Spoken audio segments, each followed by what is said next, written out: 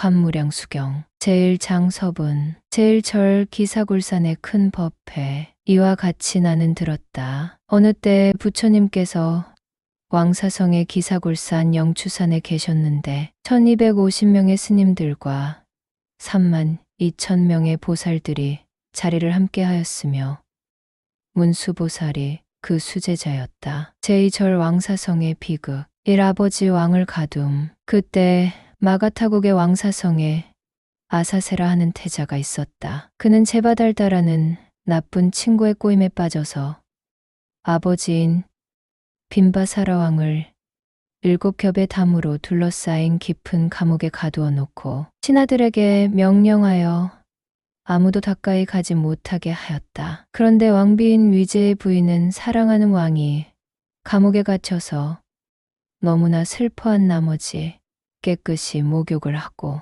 꿀에 밀가루와 우유를 반죽하여 몸에다 바르고 영락구슬 속에 포도즙을 담아서 아무도 모르게 감옥에 갇힌 왕에게 먹여드리곤 하였다. 그래서 왕은 꿀반죽과 포도즙을 먹고 겨우 목숨을 부지할 수 있었다. 그런데 왕은 평소에 부처님을 믿는 마음이 돈독한 분이어서 부처님이 계시는 기사굴산을 향하여 널리 합장 예배하며 간절히 기원하기를 세존이시여 제자이신 목련존자는 저의 친구이옵니다. 원하옵건대 자비를 베푸시어 저에게 8가지 재계를 주도록 하여 주옵소서. 그때 기사굴산에 있던 목련존자는 이 간절한 소원을 듣고 마치 독수리같이 재빨리 왕이 갇혀있는 감옥에 이르러 왕을 위로하며 왕에게 8재계를 일러주었다. 그리고 부처님께서는 다시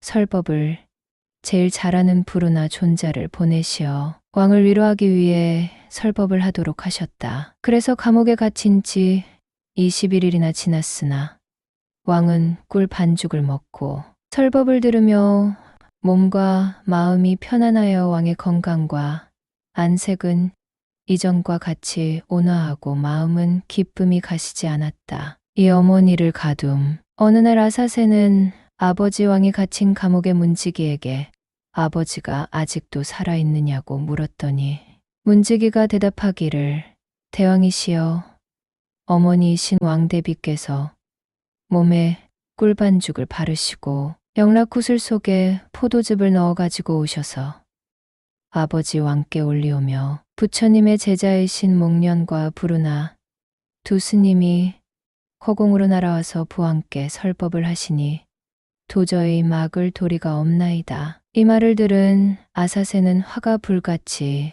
치밀어 자기 어머니에게 어머니는 역적이여. 내 원수인 아버지와 내통을 하다니 그리고 중들은 남을 홀리는 술법을 써서 나쁜 임금을 오래 살게 하니 악당들이여. 라고 말하면서 곧 칼을 뽑아 들고 그의 어머니를 살해하려고 하였다. 그때 월광이라는 총명하고 지혜가 많은 대신이 있었는데 그는 유명한 의사이기도 한 기마 대신과 함께 왕 앞에 나아가 절을 하고 왕에게 여쭈기를 대왕이시여 저희 신하들이 대다 성전의 말씀을 듣건대 개벽이래 오늘에 이르기까지 여러 나쁜 왕들이 왕위를 탐하여 그 부왕인 아버지를 살해한 자는 무려 1만 8천 명이나 된다고 하오나 아직 일찍이 무도하게 자기 어머니를 시해했다는 말은 듣지 못하였습니다. 그런데 이제 대왕께서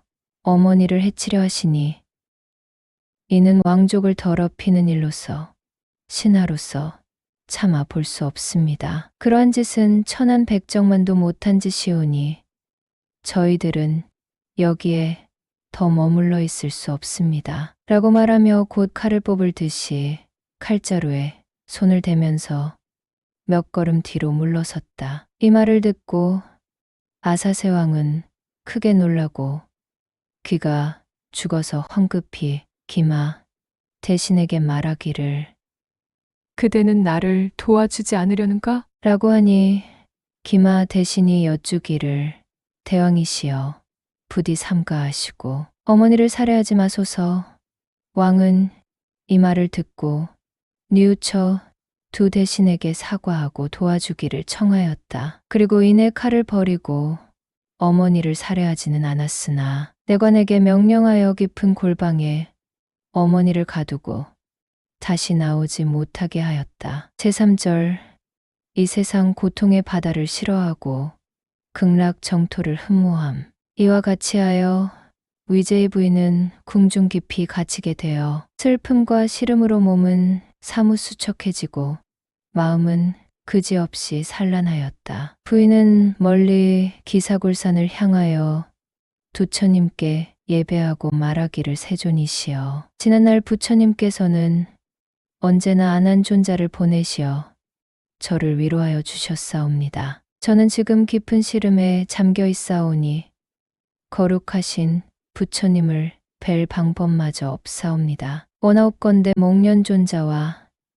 안한존자를 보내시어 저를 위로하게 하여 주옵소서라고 말하며 슬픔이 복받쳐 하염없이 눈물을 흘리며 멀리 부처님 계시는 곳을 향하여 다시금 예배를 드렸다. 그런데 부인이 미처 머리를 들기도 전에 부처님께서는 위제의 부인의 애틋한 하소연을 살피시고 곤목련과 안한에게 명하시어 허공으로 날아가도록 하시고 부처님께서도 기사굴산에서 호련히 자취를 감추시어 바로 왕궁에 놔두셨다. 그때 위제의 부인이 예배를 마치고 머리를 들자 전혀 기대하지 않았던 부처님께서 찬란한 보랏빛이 도는 황금색, 자마금색의 몸으로 백천보배로 이루어진 연꽃 위에 앉아 계심을 볼 수 있었다. 그리고 목련존자는 그 왼편에,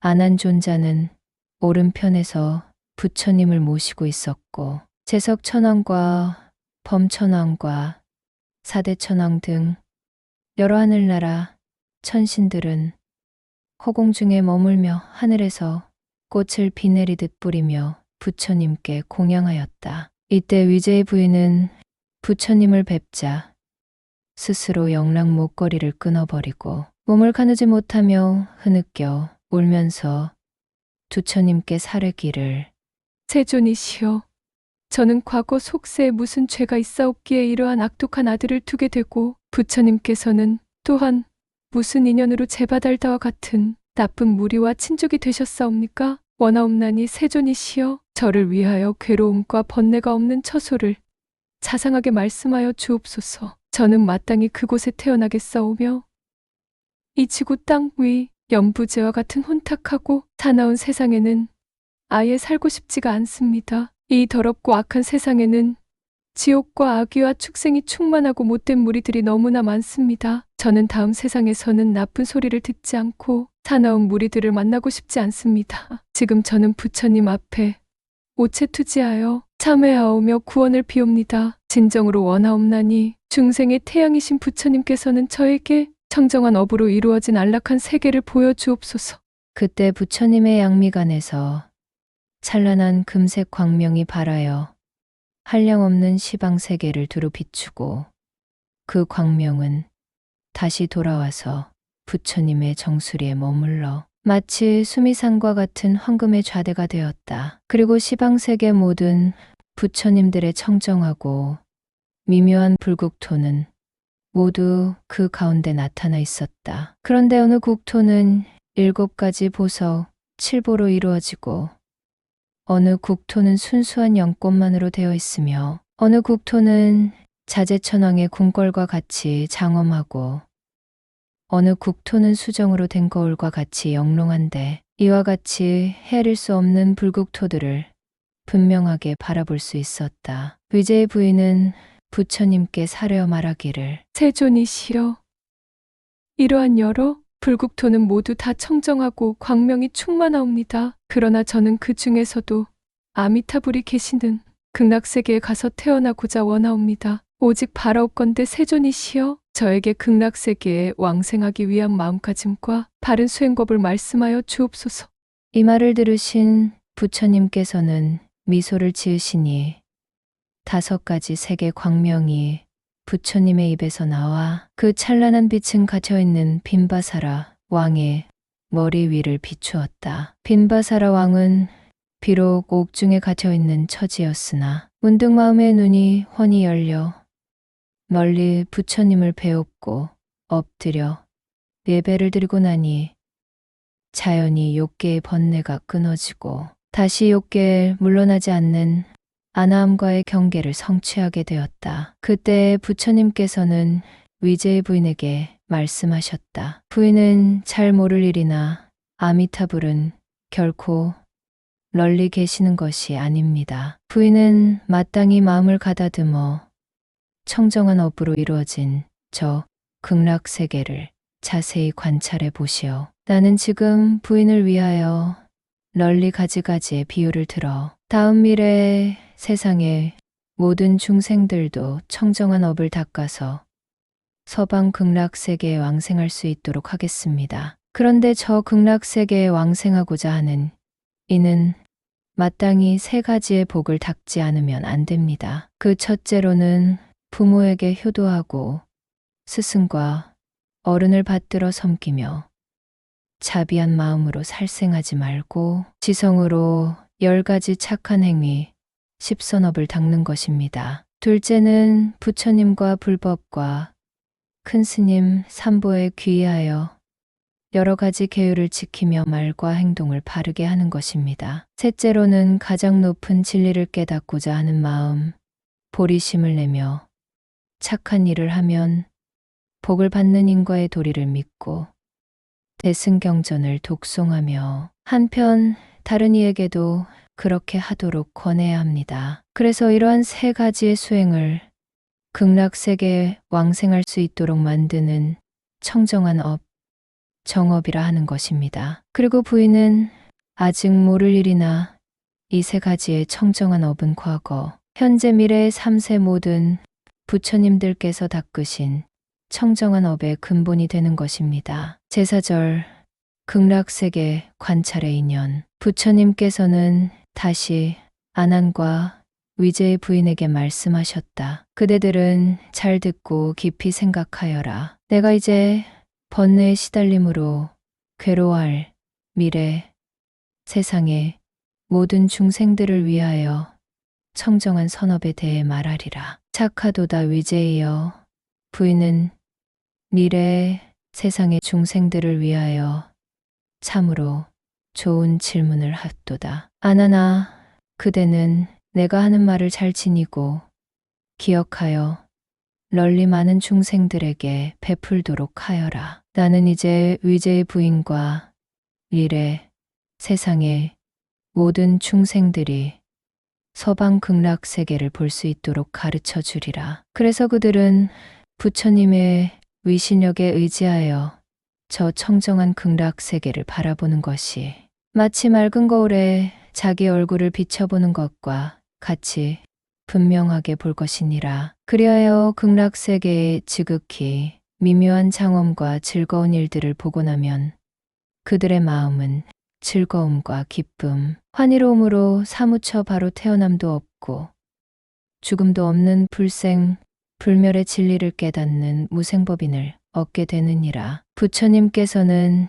다시 위제의 부인에게 말씀하셨다. 부인은 아직 생사를 깨닫지 못한 범부이니 그 마음이 여리고 얕으며 미처 천안통을 얻지 못했으니 우주의 먼 곳까지 볼 수는 없습니다. 오직 부처님의 불가사의한 방편에 의해서만 저 극락세계를 볼 수 있는 것입니다. 위제의 부인이 부처님께 사르기를 세존이시여, 저와 같은 범부는 지금 부처님의 거룩하신 법력에 의지하여 극락세계를 바라볼 수 있사오나 만약 부처님께서 열반에 드신 후에 다른 모든 중생들은 마음이 혼탁하고 삿되어 항상 태어나고 늙고 병들어 죽는 생로병사의 괴로움과 이별하는 슬픔 등 5가지 고통으로 괴로울 것입니다. 그와 같은 중생들은 어떻게 해야 아미타불의 극락세계를 볼 수 있겠사옵니까?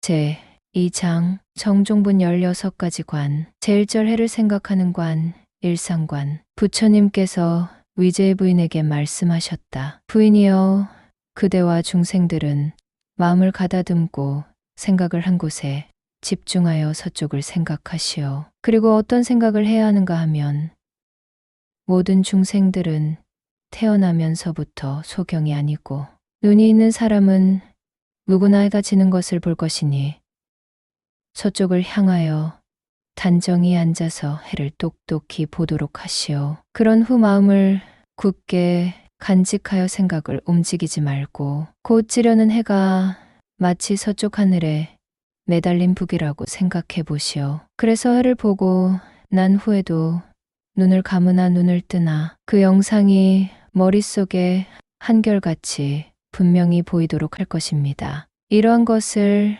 해를 보는 일상관이라 하고 첫 번째 보는 방법이라고 말합니다. 제2절 물을 생각하여 보는 방법, 수상관. 다음에는 물을 생각하시오. 맑고 투명한 물을 생각하여 그 영상이 분명하게 남아서 흩어지지 않도록 해야 합니다. 그리고 이미 물을 머리에 떠올렸으면 다음에는 얼음을 생각하시오. 그 얼음이 투명하게 비치는 것을 떠올리고 나서 다시 유리를 생각하도록 하시오. 그리고 이 생각 다음에는 투명한 유리로 된 땅의 안팎이 환히 비춰지는 것을 생각하시오. 그리고 그 밑에는 다이아몬드와 7가지 보석으로 된 황금 기둥이 유리 같은 대지를 팔방으로 받치고 있습니다. 또한 그 황금 기둥은 팔각으로 만들어졌고 뒤동강면마다 100가지 보석으로 된 구슬 모양의 등으로 꾸며져 있으며 아랄의 보배의 구슬 등에서는 1000가지 광명이 빛나고 그 한 줄기의 광명마다 84,000의 빛이 있어 유리의 대지에 비치는 것이 마치 억천의 해와 같이 빛나서 눈이 부시어 볼 수 없습니다. 그리고 유리의 땅 위에는 황금으로 꼬아 만든 줄로 얼기설기 경계선을 지어 7보의 경계가 분명히 구분되어 있습니다. 그 낱낱의 보배에는 500가지의 광명이 빛나는데 그것은 아름다운 꽃과도 같고 무수한 별이나 달 같기도 하여 허공 중에 찬란한 무대가 있습니다. 그리고 그 빛나는 허공 중에 무대 위에는 온갖 보배로 된 1000만 개의 건축물이 있으며 빛나는 무대의 양편에는 각기 100억 개의 꽃송이로 꾸며진 화려한 기둥과 헤아릴 수 없이 많은 악기로 장식되어 있습니다. 여기에 찬란한 광명에서 저절로 8가지 맑은 바람이 일어나서 수많은 악기 소리를 울리면 그 선율은 자연히 인생의 진리를 알려주며 괴로운 고통과 공허한 무상한 무아의 진리와 이치를 연주합니다. 이와 같이 분명히 생각하고 보는 것을 물을 생각하는 수상관이라 하고 둘째 머리에 떠올려 보는 방법이라고 말합니다. 제3절 땅을 생각하는 관, 지상관, 투명한 유리 땅을 떠올린 이후에는 세세하게 더욱 분명하게 머리에 떠올리도록 해야 합니다. 그래서 눈을 감으나 눈을 뜨나 그 영상이 흩어져 사라지지 않도록 하며 다만 잠 잘 때 외에는 항상 이 일을 깊이 생각해야 합니다. 이와 같이 생각하면 극락세계를 대강은 보았다고 하겠으나 더욱 깊이 머리에 떠올려 마침내 삼매를 얻으면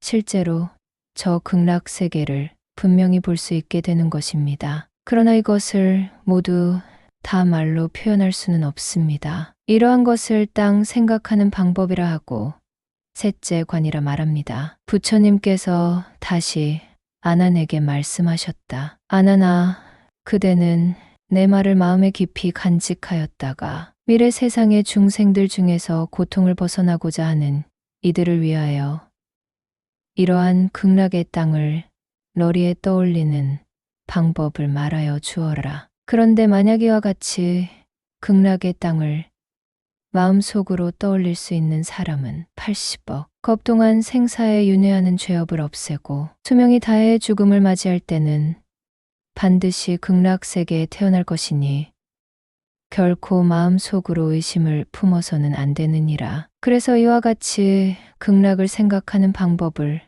올바른 정관이라 하고 다른 방법으로 극락을 표현하는 것을 잘못된 방법, 사관이라 하느니라. 제4절 보배나무를 생각하는 관, 보수관. 부처님께서 다시 아난과 위제의 부인에게 말씀하셨다. 유리땅을 생각하는 관조를 한 다음에는 보배 나무를 머리에 떠올려 보아라. 보배 나무를 마음으로 그릴 때는 먼저 보배 나무 하나하나를 떠올려 보고 그 보배 나무가 7줄로 늘어서 있다고 생각하여라. 그 보배 나무는 나무마다 높이가 8천 유순이나 되며 모든 보배 나무는 7보의 꽃과 잎을 달고 있느니라. 그리고 낱낱의 꽃과 잎은 또한 여러 가지 보배의 빛깔로 이루어졌는데 유리에서는 황금빛이 나고 수정에서는 붉은 빛이 나고 나노에서는 자거의 빛이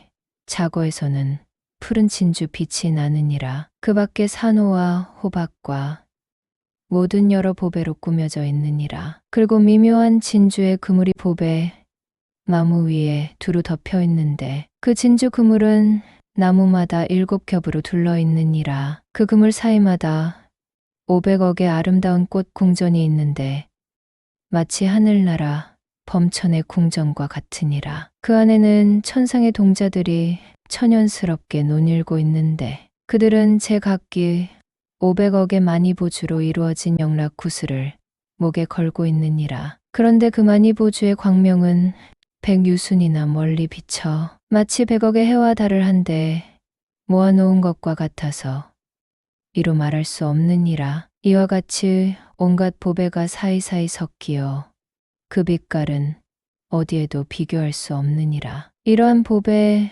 나무들이 알맞게 줄지어 서 있고 잎사귀마다 서로 이어져 있으며 잎새 사이마다 미묘한 꽃이 피고 그 꽃에는 자연히 7가지 보배 열매가 열려 있느니라. 그리고 그 낱낱의 나무 짚은 가로 세로가 한결같이 25유순이나 되며 그 잎은 1000가지 색깔에 100가지 무늬가 아롱져 마치 천상의 영락과 같으니라. 이러한 아름다운 꽃송이들은 모래알로 된 금가루 사금에 찬란한 금빛으로 빛나며 불바퀴처럼 잎 사이를 선연하게 돌고 있느니라. 그리고 꽃봉우리에서 온가지 열매가 솟아남이 흡사 무엇이든 원하는 대로 나오는 제석천의 보석으로 만든 꽃병 같으니라. 그런데 이러한 모든 눈부신 광명은 그대로 깃발로 변화하여 헤아릴 수 없이 많은 보배 깃발이 되느니라. 그리고 보배의 일산 속에는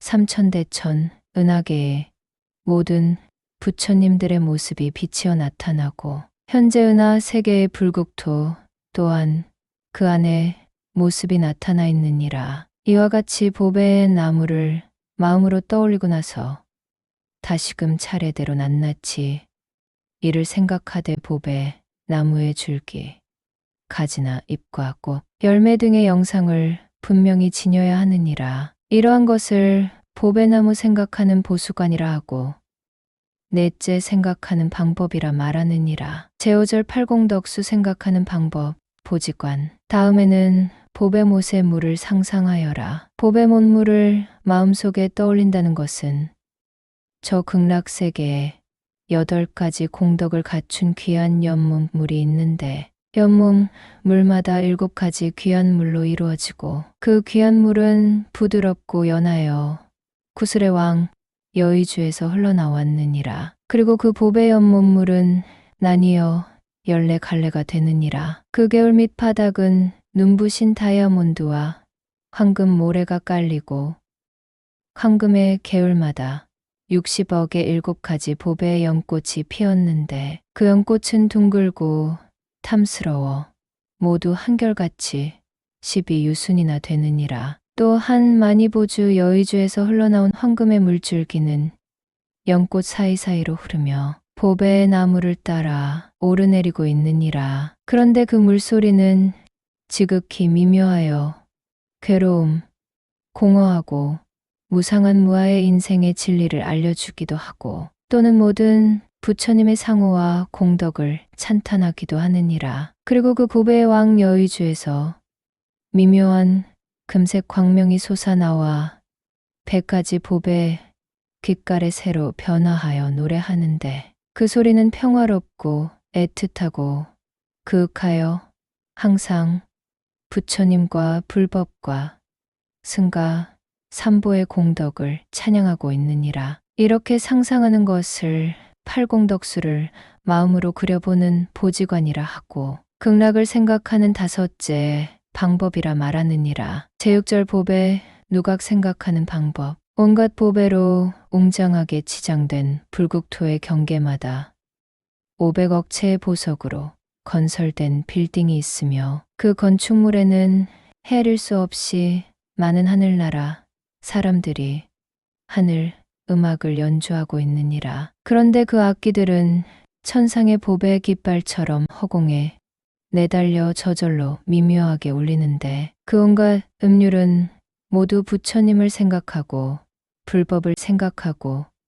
승가를 생각할 것을 알려주고 있느니라. 그래서 이러한 마음 속에 이러한 생각이 떠오르면 이것을 극락세계의 보배 나무와 보배 땅과 보배 못을 대강 보았다고 말하며 또한 이를 가리켜 극락세계의 모습을 모두 마음으로 상상하는 총관상이라 하고 극락을 떠올리는 여섯째 방법이라 말하느니라. 그리고 만약 이와 같이 관주하는 사람은 무량 억겁 동안에 무거운 악업을 없애고 수명이 다하면 반드시 저 극락세계에 태어나느니라. 그래서 이와 같이 극락을 생각하는 것을 바른 정관이라 하고 다른 방식으로 극락을 상상하는 것을 잘못되고 그릇된 사관이라 하느니라. 제7절 연화대 생각하는 관, 화좌관. 부처님께서는 다시 아난과 위제의 부인에게 말씀하셨다. 그대들은 자세히 듣고 이를 깊이 명심하여라. 나는 그대들을 위하여 고통과 번뇌를 없애는 법을 구분하여 해설하겠으니 그대들은 똑똑히 기억하였다가 널리 여러 사람들에게 잘 풀이하여 설명해 주도록 하여라. 이와 같이 말씀하셨을 때 어느새 아미타불 무량수불이 허공 중에서 계시고 관세음보살 대세지보살이 좌우로 모시고 있었다. 그 광명은 눈부시게 빛나서 바라볼 수 없었으며 백천의 황금 금가루를 합한 찬란한 금빛도 이와 비교할 수 없으리라. 그때 위제의 부인은 아미타불을 배웁고 그 발 아래 공손히 큰 절을 하고 나서 부처님께 사례었다. 세존이시여, 저는 지금 부처님의 위신력에 의지하여 아미타 부처님과 두 분의 보살님을 배울 수 있었사옵니다. 그러나 부처님께서 열반에 드신 뒤에 미래 세상의 중생들은 어떻게 하여야 아미타 부처님과 두 분의 보살님을 배울 수 있겠사옵니까? 부처님께서 위제의 부인에게 말씀하셨다. 저 아미타불을 배우고자 하면 마땅히 다음과 같은 생각을 일으켜야 합니다. 먼저 칠보로 된 땅 위에 피어있는 연꽃을 생각하시오. 그리고 그 연꽃의 꽃잎마다 100가지 보배의 빛깔이 있고 그 꽃잎에는 84,000줄의 잎줄기가 있는데 마치 천상의 그림같이 아름다우며 그 잎줄기에는 또한 84,000의 광명이 빛나고 있음을 분명히 보도록 해야 합니다. 그리고 그 작은 꽃잎이라도 길이와 넓이가 250유순이나 되는데 한 연꽃에는 84,000의 꽃잎이 있고 꽃잎 사이마다 100억의 여의주 구슬로 장식되어 있습니다. 낱낱의 여의주는 또한 1천의 광명을 발하여 큰 비단 양산과 같으며 칠보로 만들어져 두루 땅 위를 덮고 있습니다. 그리고 여의주로 이루어진 연화대는 8만의 다이아몬드, 붉은 빛의 보석과 법의 보석, 법만이보와 진주구슬로 된 그물로 화려하게 꾸며져 있고 그 연화대 위에는 자연히 4개의 보석 기둥이 세워졌는데 그 하나하나가 마치 100천만 억의 수미산과 같습니다. 그리고 그 기둥 위의 보배 휘장은 야마천의 궁전과 같으며 500억의 미묘한 보배 구슬로 찬란하게 꾸며져 있습니다. 그리고 그 보배 구슬마다 84,000의 광명이 빛나고 그 낱낱의 광명은 또한 84,000의 색다른 금색을 지니고 있는데 이러한 헤아릴 수 없는 찬란한 금색 광명이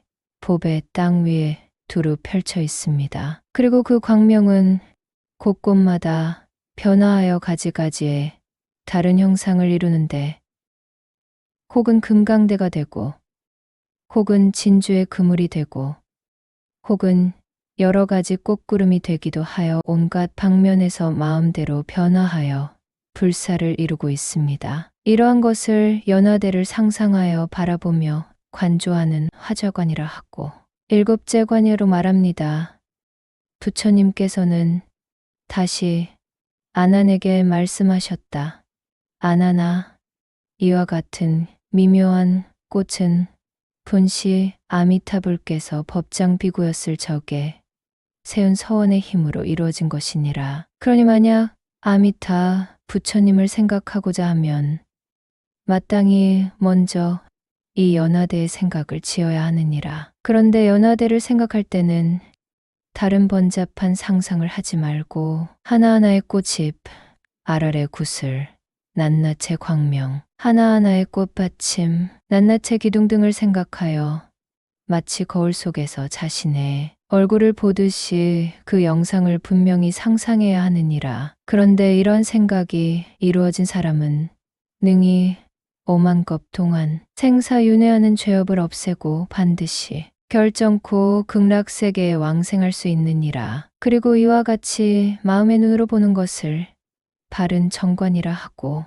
다른 방법으로 생각하는 것을 그릇된 사관이라 하느니라. 제8절 부처님 형상 생각하는 관, 상관. 부처님께서 아난과 위제의 부인에게 말씀하셨다. 이미 연화대를 상상했으면 다음에는 부처님을 생각하여라. 왜 그래야 하는가 하면 모든 부처님은 바로 일체의 세계인 법계를 몸으로 하는 법계신, 법계의 신체, 법계의 몸이니 부처님은 모든 중생의 마음속에 두루 다 들어가 계시느니라. 그러므로 그대들의 마음에 부처님을 생각하면 그 마음이 바로 32상 80종호 부처님의 32가지 아름답고 위대한 모습과 80가지 모양인 것이니라. 그래서 그 마음으로 부처님을 이루고 그 마음이 바로 부처님이니라. 모든 부처님의 가장 높은 위엄는 바른 지혜는 마음에서 생기는 것이니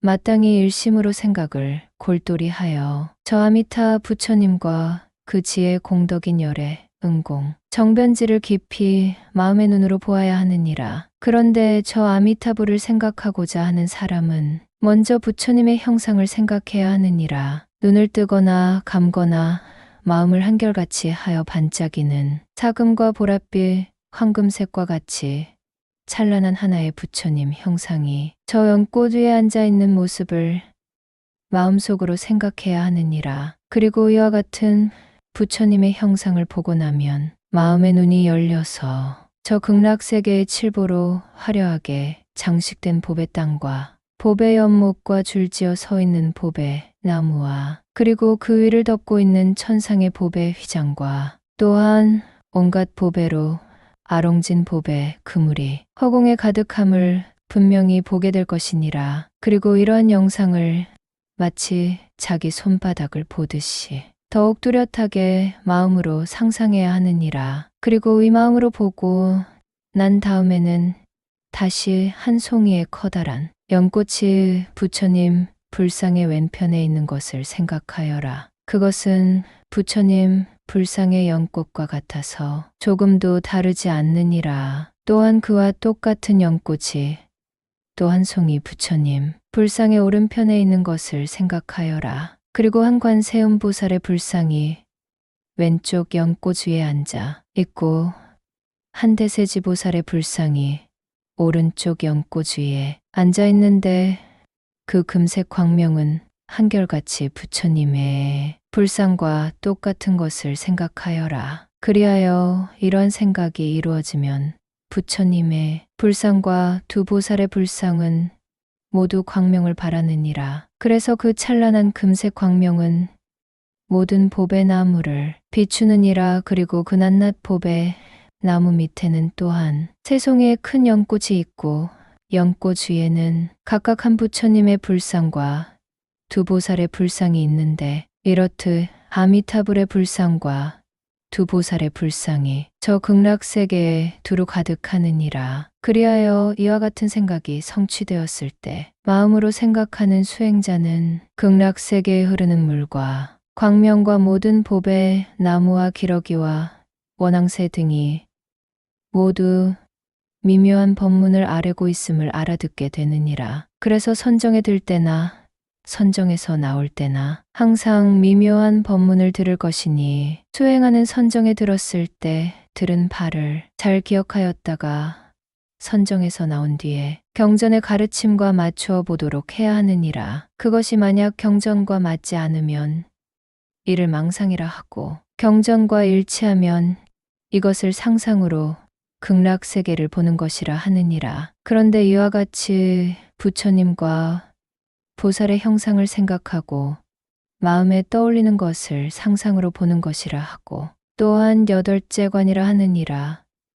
그리고 이런 관조를 하는 사람은 무량억겁 동안 생사에 헤매는 악업을 없애고 현재의 이 몸으로 연불삼매를 얻게 되느니라. 제구절 부처님의 몸 생각하는 관, 진신관. 부처님께서 다시 아난과 위제의 부인에게 말씀하셨다. 이러한 생각이 이루어지면 다음에는 아미타불, 무량수불의 몸과 그 광명을 생각하여라. 아나나 잘 알아두어라. 아미타불의 몸은 백천만억 수많은 야마천 하늘에 자마금색과 같이 빛나고 부처님의 키는 60만억 나유타 항아사 유순이니라. 그리고 미간의 백호는 오른쪽으로 우아하게 돌고 있는데 마치 다섯 수미산을 합한 것과 같고 부처님의 눈은 사대양의 바닷물처럼 그윽하여 푸르고 흰 눈동자가 분명하느니라. 몸의 모든 모공에서는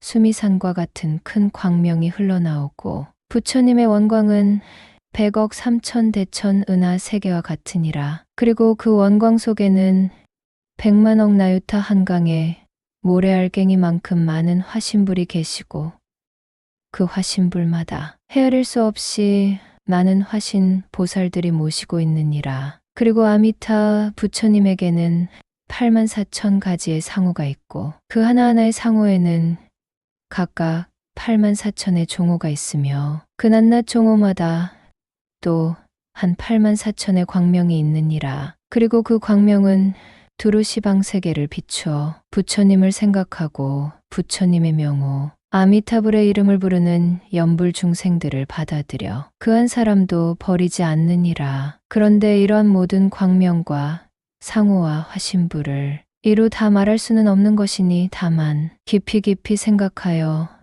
마음의 눈으로 보도록 하여라. 이와 같이 마음의 눈으로 볼 수 있는 사람은 바로 10가지 방향의 일체 모든 부처님을 볼 수 있으며 모든 부처님을 볼 수 있으므로 연불삼매라 하느니라. 이와 같이 마음의 눈으로 보는 것을 모든 부처님의 몸을 마음의 눈으로 보는 것이라고 말하느니라. 그런데 부처님의 몸을 볼 수 있으면 또한 부처님의 마음도 볼 수 있는 것이니 부처님의 마음 곧 불심이란 바로 대자대비한 것이며 모든 부처님들은 이러한 인연 없는 큰 자비무연자비로서 모든 중생을 자비로운 마음으로 받아들이시느니라. 이와 같이 마음의 눈으로 볼 수 있는 사람은 내 생에는 여러 부처님의 법회하는 곳에 태어나 삶과 죽음의 진리를 깨닫는 무생법인을 얻게 되느니라. 그러므로 지혜로운 사람은 마음을 몰입하여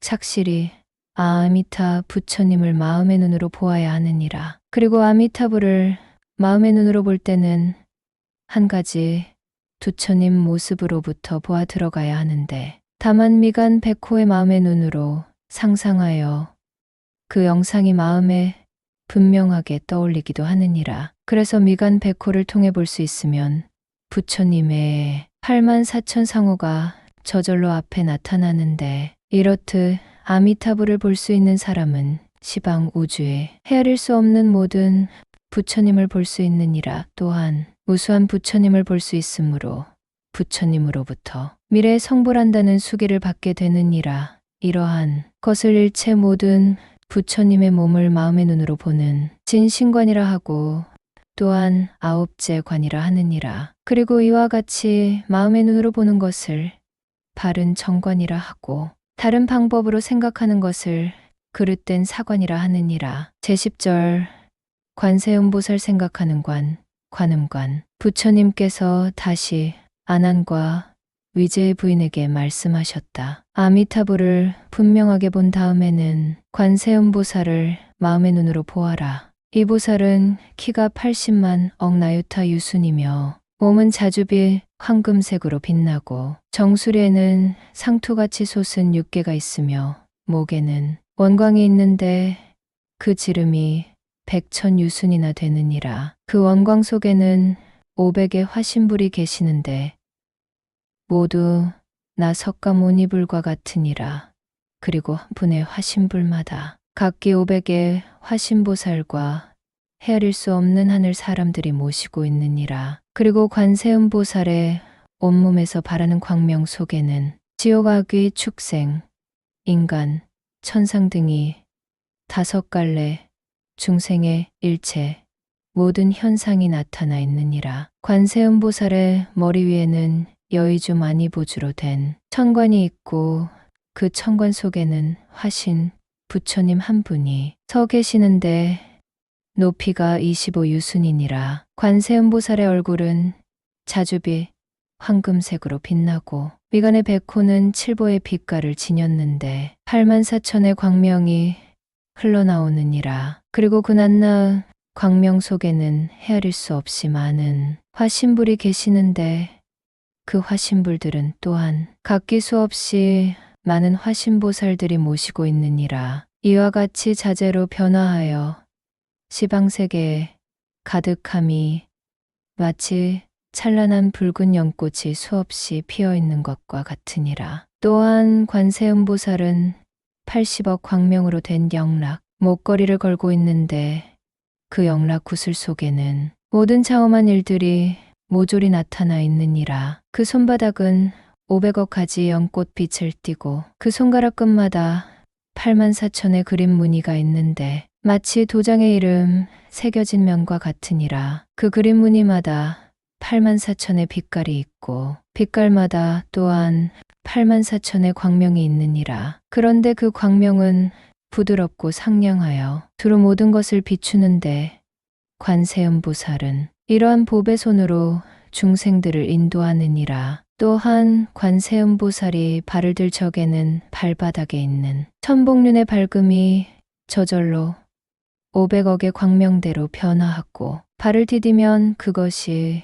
금빛의 여의주 보석 꽃으로 변하여 온 땅 위에 흩어져 그득하게 되느니라. 그런데 관세음보살의 모든 상호는 부처님과 똑같이 갖추어져서 조금도 다름이 없으나 다만 정수리에 솟은 육개와 그 위를 볼 수 없는 상투 모양의 혹 무견정상만이 부처님과 비교할 수 없느니라. 이와 같이 관조함을 관세음보살의 몸을 마음의 눈으로 보는 관음진 신관이라 하고 또한 열째 관이라 하느니라. 부처님께서 아난에게 다시 이르시기를 만약 관세음보살을 보고자 한다면 마땅히 내가 말한 것과 같이 관조해야 하느니라. 이러한 관을 하는 사람은 모든 재앙을 만나지 않고 업장을 말끔히 소멸하여 헤아릴 수 없는 많은 것 동안 생사에 헤매는 죄업을 없애느니라. 그래서 관세음보살은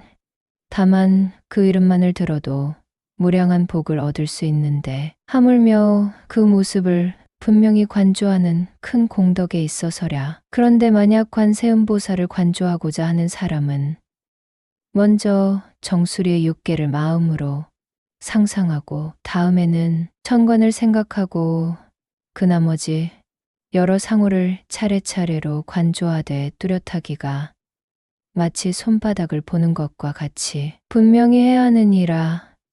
이와 같이 관조함을 바른 정관이라 하고 다른 방식으로 보는 것을 그릇된 사관이라 하느니라. 제11절 대세지보살 생각하는 관, 세지관. 다음에는 대세지보살을 마음의 눈으로 보아라. 이 보살의 크기는 관세음보살과 같으며 그 원광의 지름은 125유순이며 250유순을 비추느니라. 온몸에서 바라는 광명은 자마금색으로서 시방 우주 공간의 모든 행성들을 비추는데 인연이 있는 중생들은 다 볼 수 있느니라. 그리고 이 보살의 한 모공에서 나오는 광명만 보아도 시방 우주의 무량한 모든 부처님의 청정하고 미묘한 광명을 볼 수 있느니라. 그러므로 이 보살의 이름을 끝없는 광명인 무병광이라 말하며 또한 지혜의 광명으로서 두루 일체 중생을 비추어 지옥 악귀, 숙생 등 사막도의 고난으로부터 해방시키는 가장 높고 강력한 힘을 지니고 있으므로 이 보살을 큰 힘을 얻은 이 곧 대세지라 하느니라. 그리고 이 보살의 보배관은 500보배의 꽃받침이 있는데 그 낱낱의 꽃받침에는 시방세계의 모든 청정 미묘한 불국토의 광대한 모양이 나타나 있느니라. 또한 정수리의 육계는 찬란한 홍련화와 같으며 그 위에 하나의 보배의 병이 있는데 온갖 광명이 가득하여 두루 부처님께서 행사하는 불사 현장에 놔두고 있느니라. 그리고 이 밖에 여러 가지 몸의 형상은 관세음보살과 다름이 없느니라. 그리고 이 보살이 다닐 적에는 시방세계의 일체 모든 것이 진동하며 진동하는 곳마다 바로 500억의 보배, 꽃이 피고 꽃마다 크고 장엄함이 극락세계와 같으니라. 또한 이 보살이 앉을 때에는 칠보로 된 국토가 일시에 흔들리는데 그것은 아래쪽에 금광불 행성 국토에서 위에 있는 광명불 행성 국토까지 이르느니라. 그리고 그 중간에는 셀 수 없이 무수한 아미타불의 분신과 관세음보살과 대세지보살의 분신들이 구름같이 극락 행성 세계에 모여 허공 가득히 연화대에 앉아서 미묘한 불법을 연설하여 고통의 바다에 있는 중생을 제도하시느니라. 이와 같이 관조하는 것을 바른 정관이라 하고 다르게 생각하는 것을 그릇된 사관이라 하느니라. 또한 이러한 것이 대세지보살의 색신을 생각하는 관이며 11번째의 관이니라. 그리고 이 대세지보살을 관조하는 사람은 헤아릴 수 없이 오랜 아승직업 동안 생사에 헤매는 죄업을 없애며 또한 다시는 태중에 들지 않고 언제나 모든 부처님의 청정 미묘한 불국 행성에 논일게 되는 것이니 이와 같은 관이 성취되면 온전히 관세음보살과 대세지보살을 보았다고 할 수 있느니라. 제12절 두루 생각하는 관 보관. 이 두루 생각하는 관을 할 때에는 다시 자기 마음을 일깨워 자기가 서방극락 행성세계에 태어나서 연꽃 속에서 가부좌를 하고 앉았는데 그 연꽃 봉오리가 오므라졌다가 활짝 피어나는 생각을 해야 하느니라. 그리고 그 연꽃이 피어날 때는 그 속에서 500가지의 광명이 나와 자기 몸을 비추고 자기 눈을 뜨게 한다고 생각해야 하느니라. 그리하여 부처님과 보살들이 허공에 가득함을 볼 수 있으며 극락세계에 흐르는 물소리와 지저귀는 새들의 노래와 보배숲에 살랑거리는 바람 소리와 부처님의 음성 등은 모두 한결같이 12부경과 똑같은 미묘한 법문을 연설함을 알 수 있느니라. 그리고 선정에서 나온 뒤에도 그러한 생각을 깊이 기억하여 잊지 않도록 해야 하느니라. 그래서 이와 같이 생각할 수 있게 되면 아미타불과 극락세계를 볼 수 있느니라. 그리고 이러한 것을 두루 관조함을 보관이라 하고 12째의 관이라 하느니라. 그런데 이와 같이 수행하는 사람은 아미타불의 무수한 화신, 부처님이 관세음보살과 대세지보살과 더불어 항상 그 불교 수행자의 처소에 놔두시느니라. 제13절 섞어 상상하는 잡상관. 부처님께서 아난과 위제의 부인에게 말씀하셨다. 지극한 정성으로 극락세계에 태어나고자 하는 사람은 먼저 1장 6자 되는 아미타 부처님의 형상이 보배 연못 위에 계시는 모습을 마음속으로 떠올려 상상해야 하느니라. 아미타 부처님께서는 몸의 형상은 모두가 보라 빛깔 황금색 광명으로 빛나고 비행 접시를 타고 나타나시느니라. 그리고 관세음보살과 대세지보살은 어디에서나 같은 모양으로 나투는데 중생들은 다만 그 머리만을 보아도 알 수 있나니 그 머리에 쓴 큰 왕관에 작은 부처님이 있으면 관세음보살이고 왕관에 보배 병이 있으면 대세지보살이니라. 그런데 이 두 보살은 언제나 아미타불을 도와서 두루 일체 중생을 교화하느니라. 이렇게 극락을 상상하고 생각하는 방법을 섞어 상상하는 잡상관이라 하고 13번째 상상하는 방법이라 하느니라.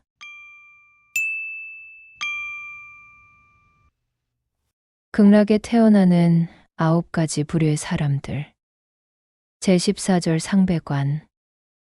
1. 상품상생. 부처님께서 다시 아난과 위제의 부인에게 말씀하셨다. 상품상생이라고 하는 것은 저 극락세계에 태어나기를 원하는 중생들이 3가지의 마음을 일으켜 극락세계에 왕생하는 것을 말하느니라. 그 3가지란 첫째, 지극히 정성스러운 마음이요.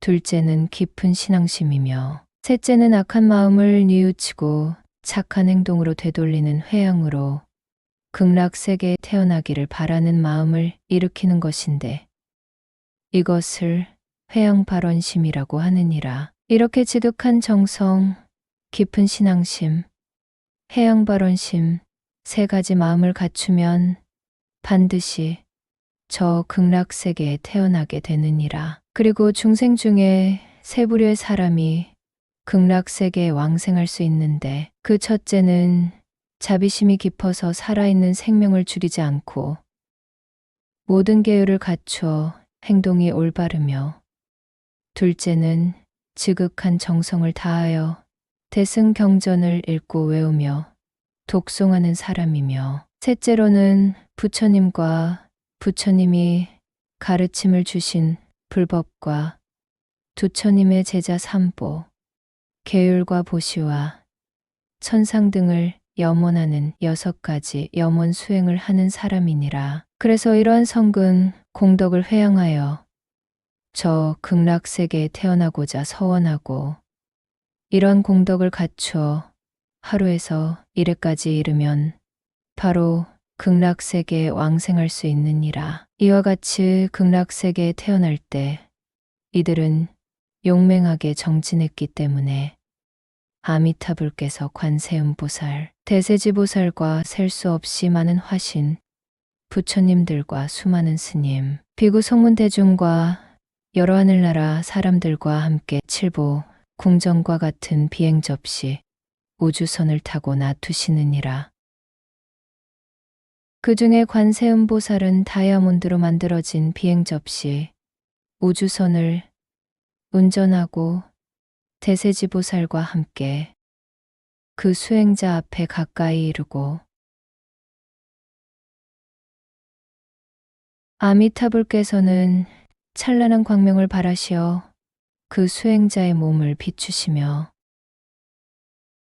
여러 보살들과 함께 손을 매미시어 수행자를 영접하시느니라. 그때 관세음보살과 대세지보살은 수많은 보살들과 함께 그 수행자를 찬탄하고 그 마음을 더욱 격려하느니라. 그래서 수행자는 넘치는 흥분으로 뛰놀듯 기뻐하며 스스로 자기 몸을 돌아보면 자기는 이미 금강대 우주선을 타고 부처님의 뒤를 따르고 있으며 순식간에 우주 허공을 가로질러 극락 행성 세계에 도착하게 되느니라.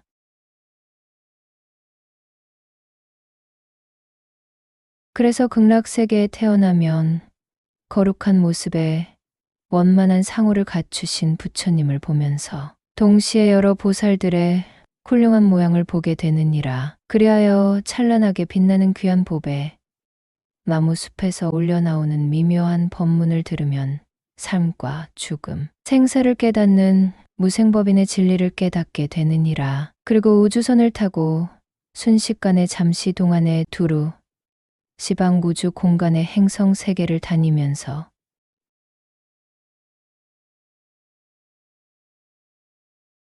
여러 부처님들을 예배 공경하고 여러 부처님 앞에서 차례대로 장차 부처가 될 것을 예언하는 수기를 받고는 우주선을 타고 다시금 극락 행성으로 돌아와서 헤아릴 수 없이 많은 신통 지혜인 다라니문을 얻느니라. 극락에서 이러한 최고 품계로 태어나는 부류의 사람을 가장 높은 품계인 상품에서 가장 높은 지위로 태어나는 상생이라고 하여 상품 상생이라고 하느니라.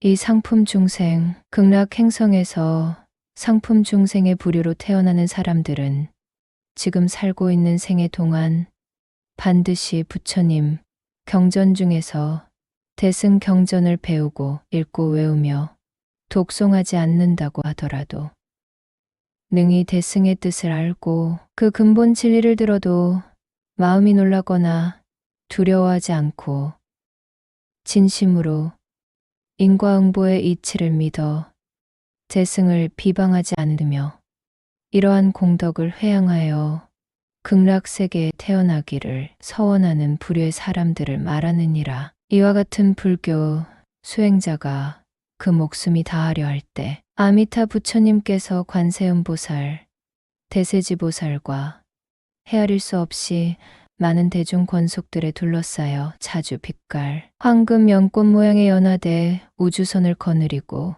수행자 앞에 놔두시느니라. 그리고 칭찬하시기를 진리의 아들아, 그대는 대승법을 행하고 그 근본 뜻을 알았으니 이제 내가 와서 그대를 영접하느니라고 말씀하시며 천명의 화신불과 함께 일시에 손을 내미시느니라. 부처님께서 손을 내미는 순간 수행자가 스스로 돌아보면 자신은 이미 자마금에 연화돼 우주선에 타서 앉아 있느니라. 수행자는 합장하여 여러 부처님을 찬탄하고 한 생각을 하는 짧은 순간에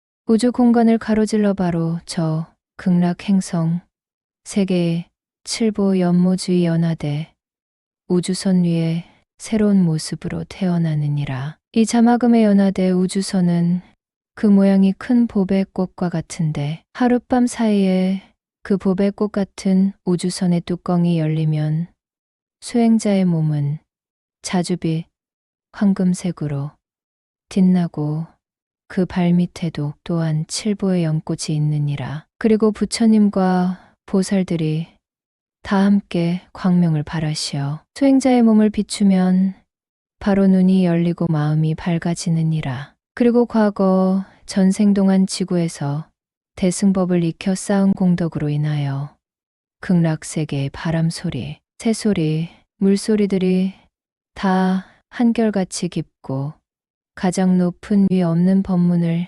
연설하고 있음을 알아들을 수 있느니라. 그래서 수행자는 바로 연화대에서 내려와 부처님을 합장 예배하며 찬양하고 찬송하느니라. 이와 같이 하여 7일이 지나면 바로 가장 높은 위 없는 바른 진리를 깨닫고 진리로부터 다시 물러남이 없는 불태전의 자리에 들게 되느니라. 그리고 우주선을 타고 우주 공간을 자유자재로 두루 날아다니며 여러 부처님을 만나서 섬기고 또한 여러 부처님 처소에서 마음을 다하여 정신을 집중하는 마음의 몰이에 삼매를 닦아서 일소겁의 시간이 지나면 무생법인을 얻느니라. 그래서 친히 부처님으로부터 장차 성불할 것이라는 수기를 받느니라. 이러한 상품의 높은 품계로 중간 계층으로 태어나는 불효의 사람을 상품 중생이라 하느니라.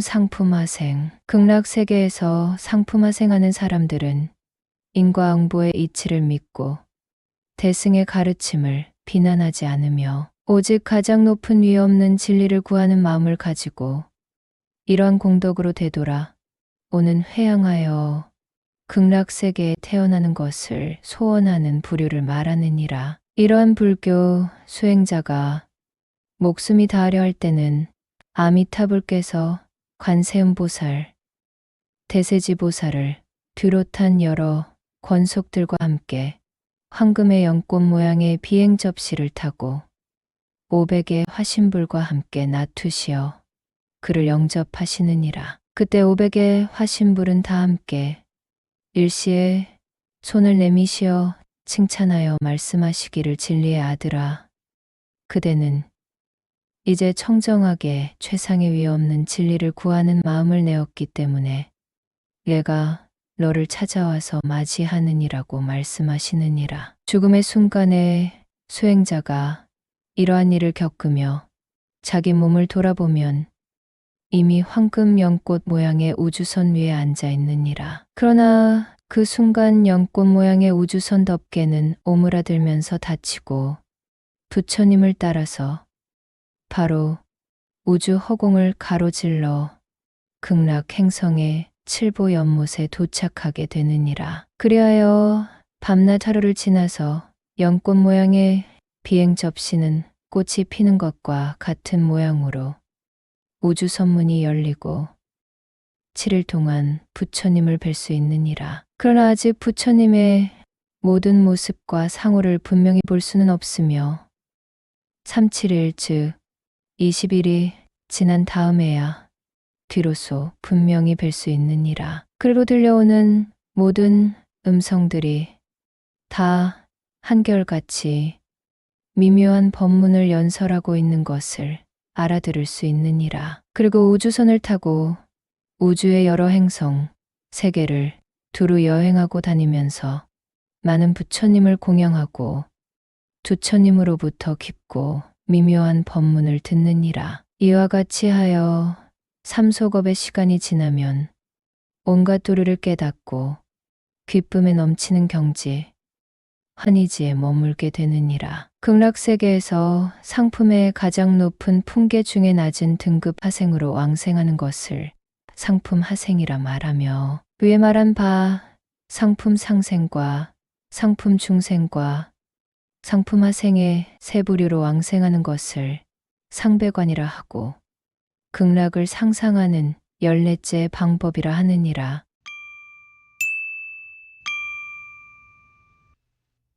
제15절 중배관 1 중품 상생. 부처님께서 다시 아난과 위제의 부인에게 말씀하셨다. 중품 상생하는 사람들은 제가 신도가 지켜야 할 살생, 도둑질, 음행, 거짓말, 음주하지 않는 5가지 계율인 오개와 여기에 꽃다발 쓰거나 향 바르고 노래하고 풍류를 즐기거나 구경하지 말고 높고 넓고 큰 잘 꾸민 평상에 앉지 않고 식사 시간 이외에 먹지 말라는 3가지 계율을 더한 6제일에 지켜야 할 8가지 계율 8개를 지키고 또한 다른 모든 청정한 계율을 지키며 아버지를 죽이고 어머니를 죽이고 아라한을 죽이고 승가의 화합을 깨뜨리고 부처의 몸에 피가 나게 하는 등 무간지옥으로 떨어지는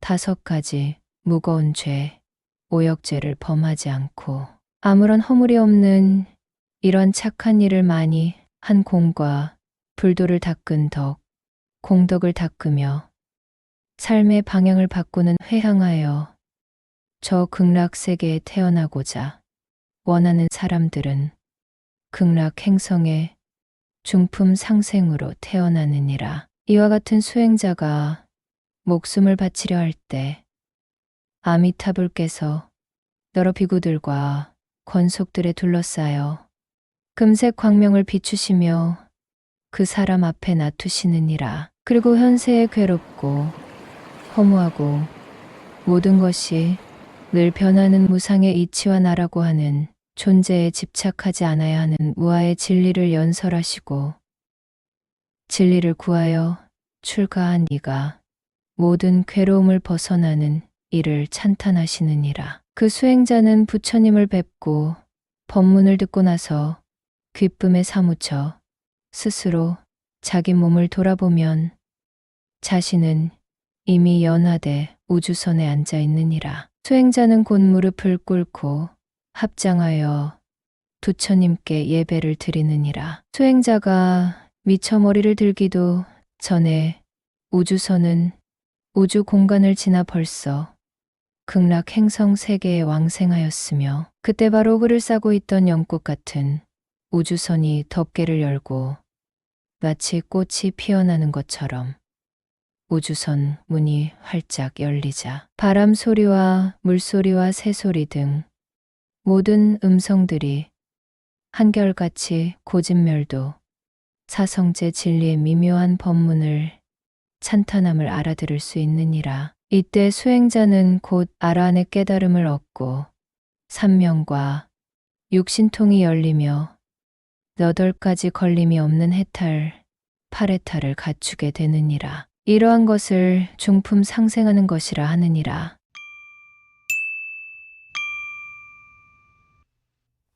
이 중품 중생하는 이란 밤낮 하루 동안 팔재계나 삼위계를 지키거나 또는 밤낮 하루 동안 구족계를 지켜서 그 거동과 예의가 조금도 부족함이 없는 이러한 공덕을 회양하여 극락세계에 태어나고자 원하는 사람을 말하느니라. 이와 같은 계행의 향기가 몸에 밴 수행자가 목숨을 마치려 할 때는 아미타불께서 많은 권속을 거느리시고 금색 광명을 비추시며 칠보의 연꽃 모양의 우주선을 거느리고 수행자 앞에 나투심을 배울 수 있느니라. 그때 허공에서 그를 칭찬하는 소리가 들리는데 착한 이여 그대와 같이 선량한 사람은 시방삼세 모든 부처님의 가르침에 순종하고 따랐기 때문에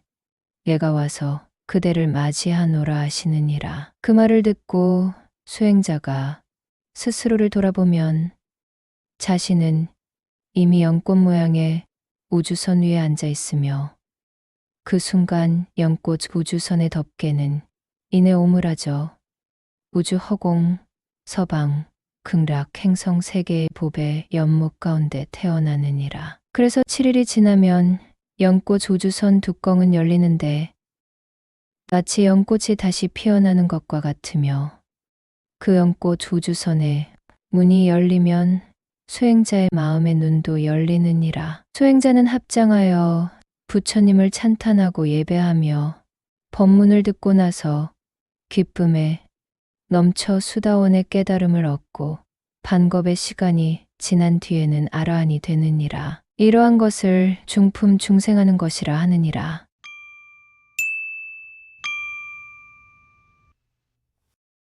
중품하생. 중품하생하는 부류의 사람들은 선량한 사람들로서 부모에게 효도하고 세상 사람들에게 인자하게 행세한 사람을 말하느니라. 이러한 사람이 그 목숨이 다하려 할 때 선지식을 만나서 자세히 아미타불의 행성, 불국토 극락세계에 안락하고 장엄한 일들과 법장비구의 48개의 서원에 대한 설법을 듣고 목숨을 마치면 마치 힘센 장사가 팔 한 번 굽혔다가 펴는 잠깐 동안에 바로 극락세계에 태어나느니라. 그리고 태어나서 7일이 지나면 관세음보살과 대세지보살을 만나서 법문을 듣고 기쁨에 넘치며 다시 일소겁의 시간이 지나면 아라한이 되느니라. 이러한 것을 중품하생하는 것이라 말하며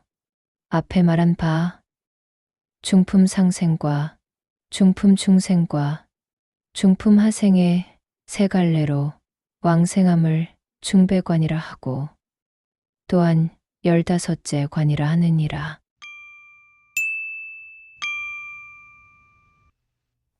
제16절 하배관 일하품 상생. 부처님께서 아난과 위제의 부인에게 말씀하셨다. 하품 상생하는 부류의 사람들이랑 가지가지의 악업을 짓는 중생으로서 비록 대승의 경전을 비방하지는 않는다고 하더라도 어리석은 탓으로 온갖 나쁜 짓을 하면서도 참회하고 부끄러워할 줄 모르는 사람을 말하느니라. 이러한 사람이 목숨이 끝나기 직전에 불교의 바른 도리를 가르치는 선지식을 만나서 대승 12부 경전의 제목을 찬탄함을 듣게 되느니라. 그래서 그는 여러 경전의 이름을 들은 공덕으로 천겁 동안 지은 지극히 무거운 죄업을 없애느니라. 또한 지혜 있는 이가 그에게 가르치기를 합장 공경하고 아미타불을 부르도록 권하여 그 말대로 정성껏 부처님의 명호인 아미타불을 부르면 그 연불 공덕으로 50억 겁 동안 생사에 헤매는 무거운 죄를 없애느니라. 이 사람이 수명을 마칠 때 아미타불께서는 곧 화신불과 화신, 관세음보살과 화신, 대세지보살을 이 사람 앞에 보내시어 그를 칭찬하시기를 착한 이여. 그대는 부처님의 명호를 부른 공덕으로 여러 가지 많은 죄업이 소멸되어 내가 그대를 맞이하러 왔노라고 하시느니라. 이 말씀이 끝나자 수행자는 홀연 화신불의 광명이 그의 방 안에 가득함을 보고 기쁨에 넘쳐 인해 목숨을 마치느니라. 그리하여 보배 연꽃 같은 비행 접시를 타고 화신불의 뒤를 따라 극락행성 보배 연못 가운데 태어나느니라. 그래서 49일이 지나면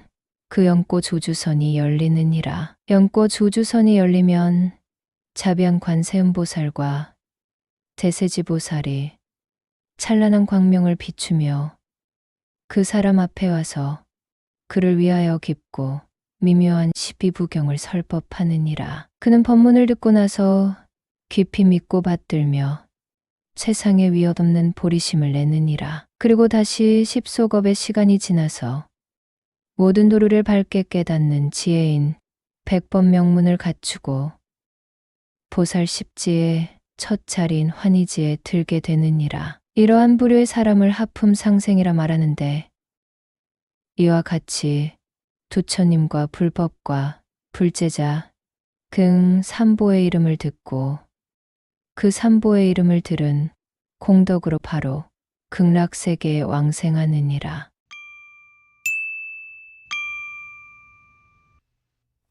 이 하품 중생 부처님께서 다시 아난과 위제의 부인에게 말씀하셨다. 하품 중생하는 이란 5개나 8제개나 구족계 등 모든 계율을 범하고 또한 어리석은 탓으로 승단이나 스님네의 물품을 훔치며 또는 자기의 명예와 이기적 욕심을 위하여 허무맹랑한 부정한 설법을 하면서도 뉘우치고 부끄러워할 줄을 모르며 가지가지의 악업을 짓고도 도리어 자기 스스로는 옳으며 대단하다고 뽐내는 사람을 말하느니라. 이와 같은 죄 많은 사람은 그 악업의 과보로 마땅히 지옥에 떨어질 수밖에 없으며 그래서 그 목숨이 마치려 할 때는 지옥의 맹렬한 불길이 일시에 몰려들게 되느니라. 그러나 이때 선지식을 만나게 되어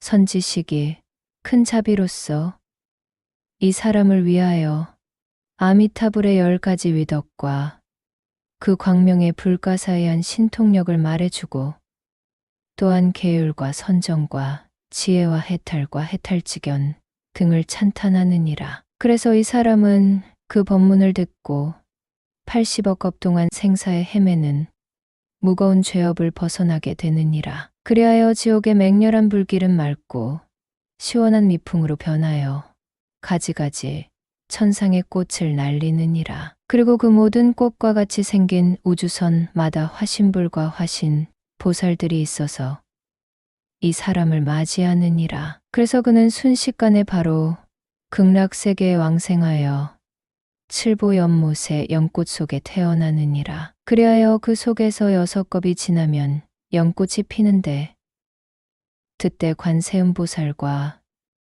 대세지보살이 청정한 음성으로 그를 안위하고 그를 위하여 대승의 깊고 미묘한 경전을 설법하느니라. 그는 이 법문을 듣고 불현듯 비없는 진리를 깨닫고자 하는 보리심을 내느니라. 이러한 것을 하품 중생이라 하느니라.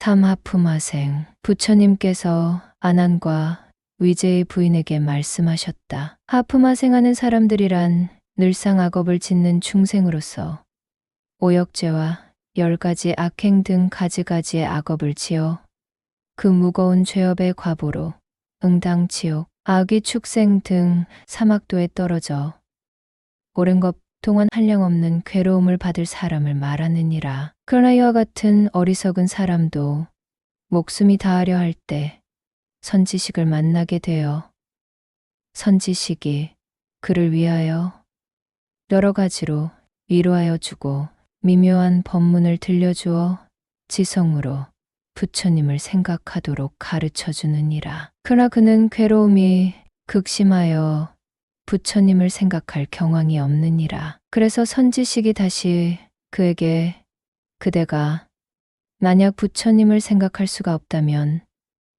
다만 아미타불을 부르도록 하여라고 타이르느니라. 그래서 이 사람이 지성으로 소리를 끊이지 않고 아미타불을 10번만 온전히 부르면 그는 부처님의 명호 아미타불 이름을 부른 공덕으로 염불하는 동안에 80억겁 동안 생사에 헤매는 무거운 죄업을 없애느니라. 그리고 목숨을 마칠 때는 마치 태양과 같은 찬란한 황금의 연꽃 우주선이 그 사람 앞에 나타나 그는 순식간에 바로 극락세계의 보배 연못 연꽃 우주선 속에서 나오게 하느니라. 그 연꽃 우주선은 20겁이 지나면 문이 열리는데 그때 관세음보살과 대세지보살은 자비로운 음성으로 그를 위하여 일체 만법의 참다운 실상과 모든 죄업을 소멸하는 법문을 자세히 일러주느니라. 그래서 그는 미묘한 진리를 듣고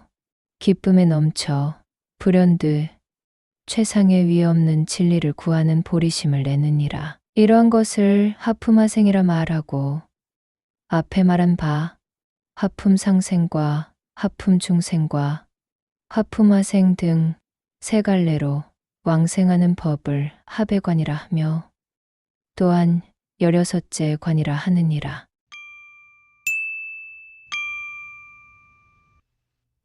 제17절 법문을 들은 공덕. 부처님께서 이와 같이 극락세계를 마음으로 상상하는 16가지 방법의 법문을 하셨을 때 위제의 부인은 500시녀들과 함께 부처님의 설법을 듣고 바로 극락세계의 광대하고 장엄한 모양을 마음속으로 그려보았다. 그리고 아미타불과 관세음보살, 대세지보살을 배웠고 마음이 기쁨에 넘쳐 일찍이 없었던 거룩한 일이라 찬탄하며 훤히 마음이 열리고 크게 깨달아서 무생법인을 얻었다. 또한 500명 시녀들도 위없는 진리를 구하는 보리심을 내고 극락세계에 왕생하기를 간절히 서원하였다. 그때 부처님께서는 시녀들에게 말씀하시기를 그대들도 마땅히 극락세계에 왕생할 것이며 그곳에 태어나면 모든 부처님이 앞에 놔두시는 삼매를 얻게 되느니라고 수기하셨다. 이때 헤아릴 수 없는 하늘나라 사람들도 최상의 위 없는 진리를 구하는 보리심을 바라였다.